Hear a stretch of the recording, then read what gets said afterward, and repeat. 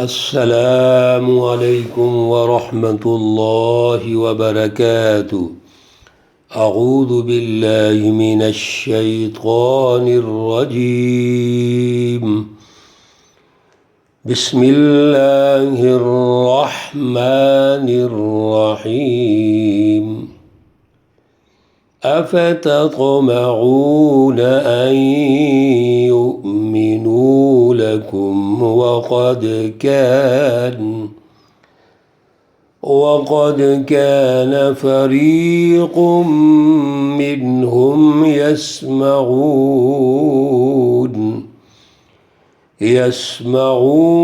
كلام الله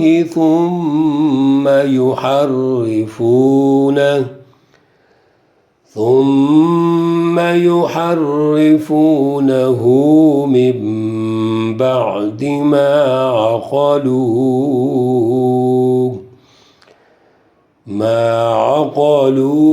وهم يعلمون۔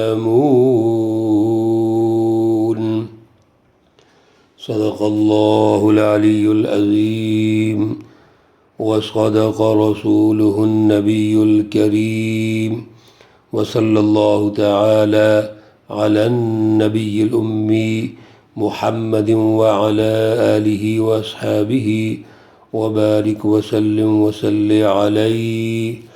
معزز سامعین و سامعات، پارہ نمبر 1 سورۃ البقرہ، آیات مقدسہ 75 اور 76 ہیں۔ اللہ رب العزت اس آیت مقدسہ کا فہم اور شعور عطا فرمائیں اور عمل کی توفیق اور صلاحیت عطا فرمائیں۔ گزشتہ درس میں اللہ رب العزت نے بنی اسرائیل یہود کے حوالے سے یہ رہنمائی ارشاد فرمائی کہ اللہ کے جتنے بھی انعامات آئے ہیں، اور پھر اللہ رب العزت نے مختلف انداز میں ان کی تربیت کی، رہنمائی دی۔ آگے ان کا جو رویہ تھا وہ بڑا سخت تھا کہ ان کے دل سخت ہو گئے جیسے پتھر ہوتے ہیں۔ پھر اللہ نے پتھروں کی تمثیل ارشاد فرمائی کہ پتھر بھی اللہ سے ڈرتے ہیں، یعنی وہ پتھر جو دوسروں کی خیر خواہی کرتے ہیں، یعنی جماعتیں، پتھر یہ جب ان سے کوئی پانی نکلتا ہے یہ پھٹتے ہیں، اور پھر اسی طرح اللہ کے ڈر سے روتے ہیں۔ تو یہ مثال اصل میں اللہ نے دے کر یہ ارشاد فرما دیا کہ سوسائٹی میں ہمارا جو کردار ہے وہ تو یہ ہونا چاہیے کہ اللہ کی رہنمائی سنیں اور اس کو آگے پہنچائیں، خود عمل کریں، پھر اللہ کا ڈر دل میں پیدا کریں۔ تو اللہ رب العزت تو تربیت کرنا چاہتے ہیں۔ مین بنیادی نقطہ یہ ہے کہ اللہ کی رہنمائی سے تربیت ہونی چاہیے، لیکن یہاں پر کیا ہے کہ ان کے دل بہت سخت ہیں۔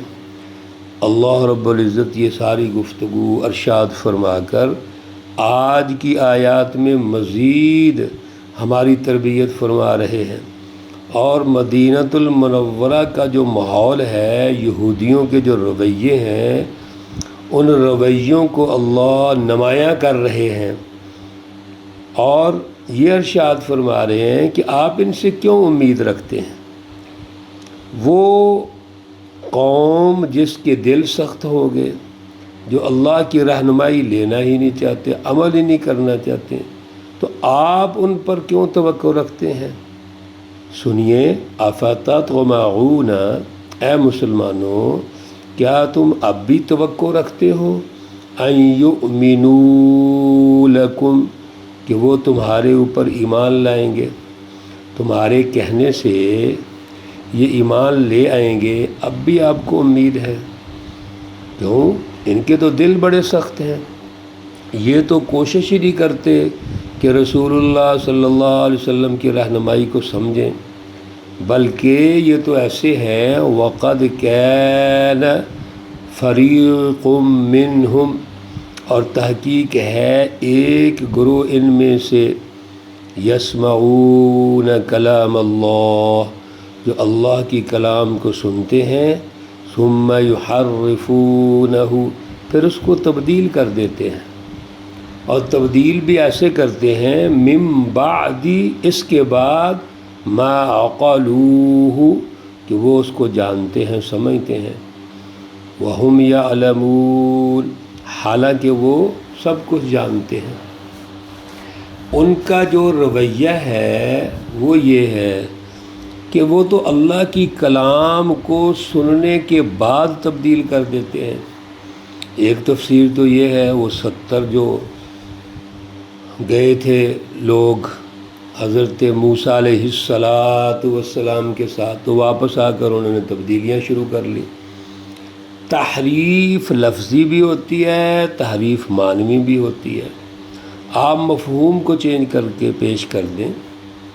آج کل ہمارے ہاں جو سماجی یہاں پر ماحول ہے، بڑے بڑے وہ اپنے آپ کو اسکالرز اور اینکرز کہتے ہیں، وہ تبدیلیاں کرتے ہیں، پراپوگنڈے کی بنیاد پر رائے قائم کر لیتے ہیں۔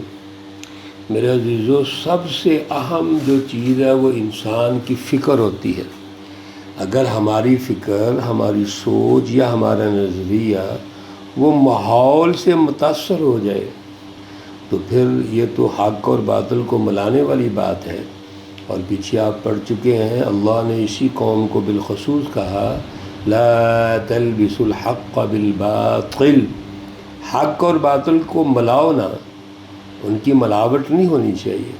اور اسی کے تناظر میں اللہ نے ہمیں بھی سمجھا دیا۔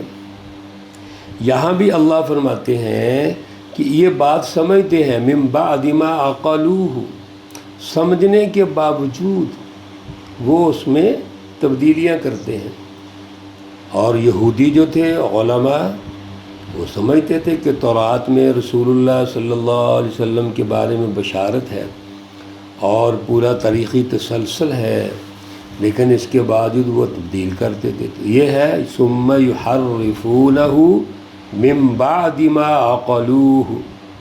پھر ایک اور رویہ ان کا کیا ہے، وَإِذَا لَقُوا الَّذِينَ آمَنُوا قَالُوا آمَنَّا، یہ جو منافقین یہودی ہیں، جب ایمان والوں سے ملتے تھے تو کہتے تھے ہم بھی مومن ہیں، ہم بھی تورات کو بھی مانتے ہیں، اور قرآن پاک میں رسول اللہ صلی اللہ علیہ وسلم کے حوالے سے جو رہنمائی ہے وہ بھی مانتے ہیں۔ یہ منافقین یہودیوں کی بات ہو رہی ہے۔ وَإِذَا خَلَا بَعْضُهُمْ إِلَى بَعْضٍ، اور جب ایک دوسرے سے ملتے تھے تو پھر کیا ہوتا تھا، قالو، کہتے تھے، کون؟ کافر یہود، منافقین یہود سے کہتے تھے أَتُحَدِّثُونَهُمْ بِمَا فَتَحَ اللَّهُ عَلَيْكُمْ، کیا تم ان مسلمانوں کو تورات کی وہ باتیں بتاتے ہو جو اللہ نے تمہارے اوپر کھول دی ہے، فتح اللہ علیکم، جو تم پر کھول دی ہیں اللہ نے باتیں۔ یعنی تورات میں جو رسول اللہ صلی اللہ علیہ وسلم کے بارے میں بشارتیں ہیں، خوشخبریاں ہیں، اور پھر پورا ایک تاریخی تسلسل ہے انبیاء بنی اسرائیل کا، اور پھر بنی اسماعیل میں سے رسول اللہ صلی اللہ علیہ وسلم کی آمد، تو تم ان کو کیوں ایسی باتیں بتاتے ہو؟ یعنی یہ جو علماء تو سمجھتے تھے نا یہود کے، ان کو یہ کہتے ہیں لِيُحَاجُّوكُمْ،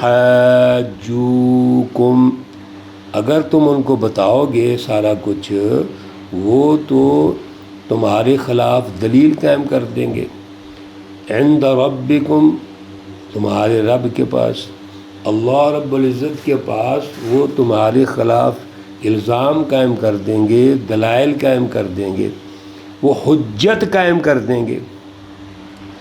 گویا ہمیں وہ باتیں مسلمانوں کو نہیں بتانی چاہیے۔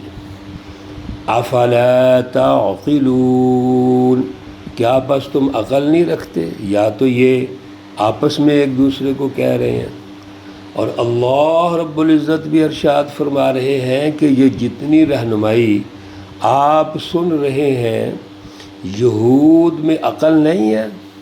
جب وہ جانتے ہیں کہ تورات میں رسول اللہ صلی اللہ علیہ وسلم کا باقاعدہ ایک تاریخی تسلسل موجود ہے، رہنمائی موجود ہے، اور میرے رسول اللہ صلی اللہ علیہ وسلم کوئی ایسی بات نہیں کرتے جو اپنے پاس سے ہو۔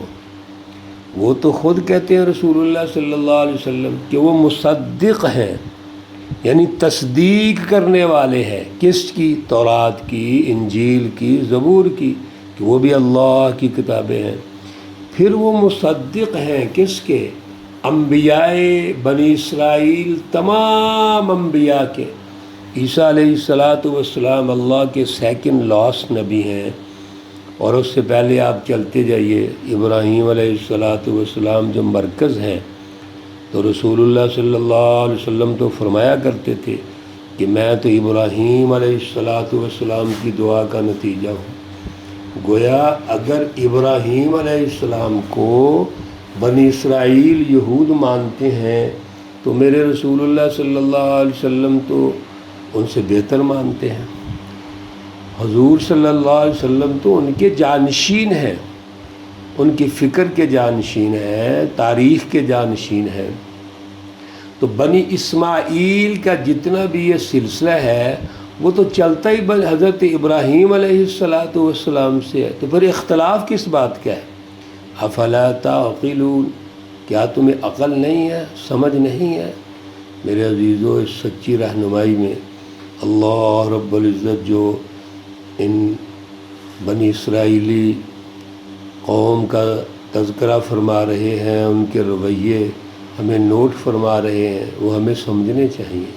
یہ کوئی ایسے واقعات نہیں ہیں کہ سن کے آگے نکل جائیں، یہ غور و فکر کے لیے ہیں۔ اسی لیے اللہ نے فرمایا افلا تعقلون۔ اس کا مطلب ہے کہ ان تمام چیزوں کا تعلق عقل سے ہے، اور عقل کا جو تجزیہ کرنا ہے ہم نے، اس کا مرکز دل ہے، اور دل اللہ سے جڑا ہوا ہونا چاہیے، تو پھر ہمارے فیصلے درست ہوں گے۔ جب دل اللہ کے تابع ہوگا، مرکز اللہ ہوں گے، رسول اللہ صلی اللہ علیہ وسلم ہوں گے، تو میرے عزیزو پھر ہمارے عقلی تجزیے بھی درست ہو جائیں گے، ورنہ تو ہم پراپوگنڈے کا شکار ہو جاتے ہیں۔ ہم کوئی ظاہری شان و شوکت دیکھیں، ہم ان سے متاثر ہو جاتے ہیں۔ اللہ رب العزت ہمیں اعلیٰ شعور اور اعلیٰ فہم عطا فرمائے۔ اللہ رب العزت تمام بیماروں کو شفائے کاملہ عاجلہ مستمرہ عطا فرمائے۔ اللہ رب العزت تمام مرحومین و مرحومات کو جنت الفردوس میں اعلیٰ مقام عطا فرمائے۔ ربنا تقبل منا انك انت السميع العليم وتب علينا انك انت التواب الرحيم، وصلى الله تعالى على النبي الأمي محمد وعلى آله وأصحابه أجمعين برحمتك يا أرحم الراحمين۔